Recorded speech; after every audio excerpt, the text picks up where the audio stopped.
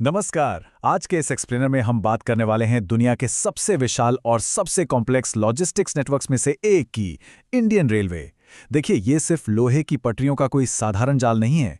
ये एक ऐसा जीता जागता सिस्टम है जो दिन रात काम करता है।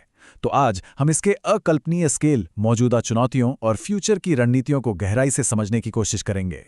तो चलिए सीधे इस चौंकाने वाले नंबर से शुरुआत करते हैं। 2,30,00,000 यानी 23 मिलियन। और ध्यान दीजिएगा, ये कोई पूरे साल भर का आंकड़ा नहीं है।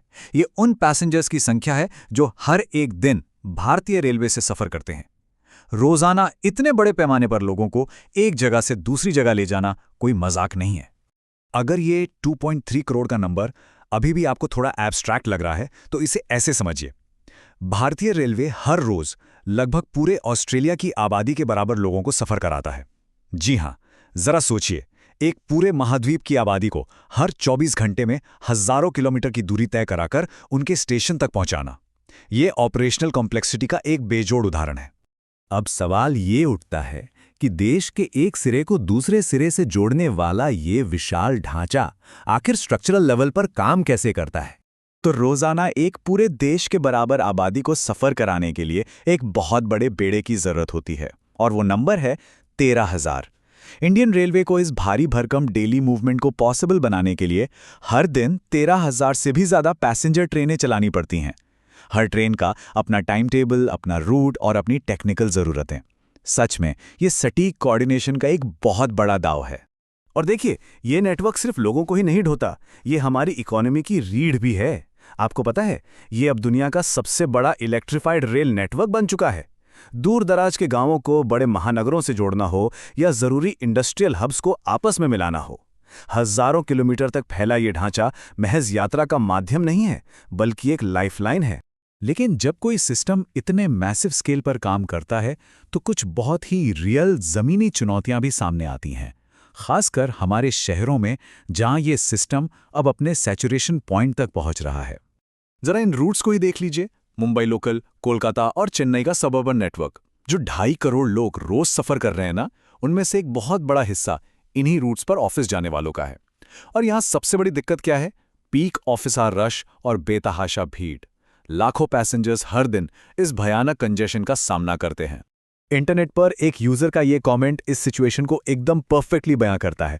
उन्होंने लिखा है कि अगर आप बॉम्बे यानी मुंबई से हैं, तो आपने ऑफिस टाइम में इंडियन रेलवे का जो असली पीक है वो जरूर महसूस किया होगा। ये सीधा बयान ना सिर्फ डेटा को एक मानवीय चेहरा देता है, बल्कि यात्रियों की डिमांड और अवेलेबल स्पेस के बीच चल रही भारी जद्दोजहद को भी दिखाता है। अब जाहिर सी बात है, जब हर रोज ऐसी दम घोंटू भीड़ मिले, तो एक थके हारे पैसेंजर का सबसे पहला रिएक्शन क्या होगा? बिल्कुल यही, प्लीज हमें और ट्रेनें चाहिए। यह बहुत ही साधारण और लॉजिकल सी रिक्वेस्ट लगती है ना? ऐसा लगता है कि कुछ और ट्रेनें चला दो और भीड़ की प्रॉब्लम सॉल्व। पर कहानी में असली ट्विस्ट यहीं पर है। इस दूसरे यूजर के कमेंट पर गौर कीजिए। वो एकदम सटीक बात कह रहे हैं। ट्रेनों से पहले हमें और पटरियों की जरूरत है। इंडियन रेलवे पहले ही सैचुरेशन लेवल पर है। तो मतलब असली प्रॉब्लम ट्रेनों की कमी नहीं है, असली प्रॉब्लम पटरियों की वो फिजिकल लिमिट है, जहां अब किसी भी नई ट्रेन के लिए जगह ही नहीं बची है। तो फिर इसका सल्यूशन क्या है? जब पटरियों पर ही जगह फुल हो जाए, तो आगे का रास्ता कैसे निकलेगा? इस सैचुरेशन से बाहर निकलने के 2 मेन स्टेप्स हैं। पहला, ट्रैक अपग्रेडेशन, यानी मौजूदा फिजिकल इंफ्रास्ट्रक्चर को बढ़ाना।